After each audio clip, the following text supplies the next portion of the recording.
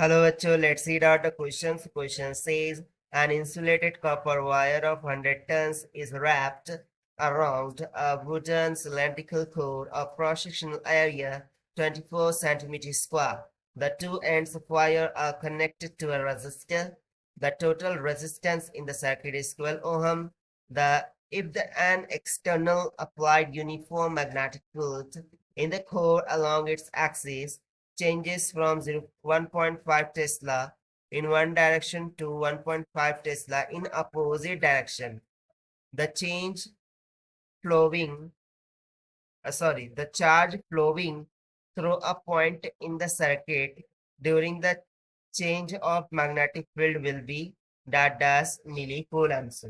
यहाँ पर सिंपली हमें बोला जा रहा है कि एक इंसुलेटेड कॉपर वायर है, उसमें टोटल नंबर ऑफ टर्न्स कितने दे रखे हैं, n इज इक्वल्स टू 100। उसे रैप किया जाता है वुडन सिलेंड्रिकल कोर पर, जिसका क्रॉस सेक्शनल एरिया में दे रखा है 24 सेंटीमीटर के स्क्वायर के बराबर। उसके टू एंड्स है जो कि कनेक्ट की जाते हैं रेजिस्टर से। तो जो total resistance of the circuit है दैट इज आर, वो 12 ओहम्स के इक्वल है। और इसे अप्लाई किया गया है इन यूनिफॉर्म मैग्नेटिक फील्ड जो कि वैरी करती है initially B1 is equal to 1.5 tesla से, तो B2 इज इक्वल टू, इसको हम मान लेते हैं -1.5 टेस्ला, तो ये हो जाएगा +1.5 टेस्ला, यानी कि दोनों अपोजिट डायरेक्शन में है। So the charge flowing through the point in the circuit, वो हमें यहाँ पर फाइंड आउट करना है। तो चलिए स्टार्ट करते हैं हम सोल्यूशन से। But before of its let's talk about the key concept which we are going to use here for this question.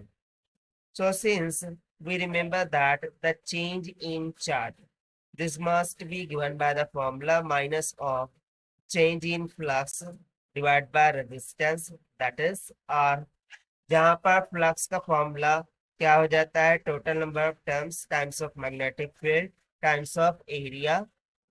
सो बस इन्हीं कॉन्सेप्ट्स का हमें यहाँ पर यूज करना है। तो चलिए फिर हम देखते हैं सोल्यूशन से। सो बेसिकली हम दोनों को पॉजिटिव पॉजिटिव ही मानते हैं, बाद में हम इसका निगेटिव एंड पॉजिटिव करेंगे। तो सबसे पहले यदि मैं इनिशियल फ्लक्स की बात करूँ that is φ1, so this will be given by the formula n times of b times of a। उसी तरीके से यदि मैं बात करूँ फाइनल फ्लक्स की φ2, so this must be equals to minus of n times of b times of a हो जाएगा।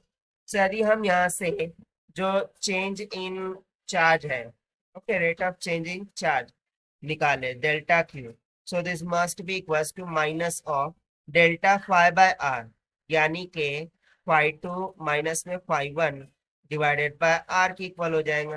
तो चलिए हम वैल्यूज को सब्स्टिट्यूट कराते हैं, दैट इज निगेटिव ऑफ φ2 कितना है, minus of NBA minus of NBA divided by R. So NBA twice of NBA minus minus plus हो जाएगा, तो ये सिंपली निकल के आ जाएगा 2NBA डिवाइडेड बाय आर की। अब हमें फॉर्मूला मिल चुका है, जस्ट वैल्यू सब्स्टिट्यूट करके चेंज इन चार्ज निकाल सकते हैं। So delta Q will be equals to 2 will be as it is number of turns 100 multiply by magnetic field 1.5 multiply by area कितना दे रखा है 24 सेंटीमीटर का स्क्वायर। सो इसको मीटर का स्क्वायर में कन्वर्ट करने के लिए 10⁻⁻4 से मल्टीप्लाई कर देंगे, और डिविडेंड में हमारे पास रेजिस्टेंस है जो कि इक्वल है 12 ओम के।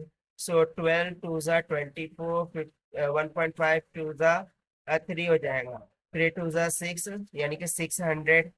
सो ये हो जाएगा 600 इंटू 10⁻⁻4।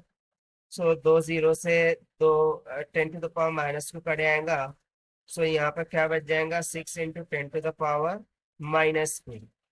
बट हमें तो मिली कूलम में आंसर चाहिए, सो इसके लिए delta Q would be comes out equals to 60 milli coulombs, और यही हो जाएगा हमारा required answer for this question, जो कि हमने फाइंड आउट किया है by using the formula of rate of change in charge. So this is the required solution. I hope you understood it well. Best of luck. Thank you.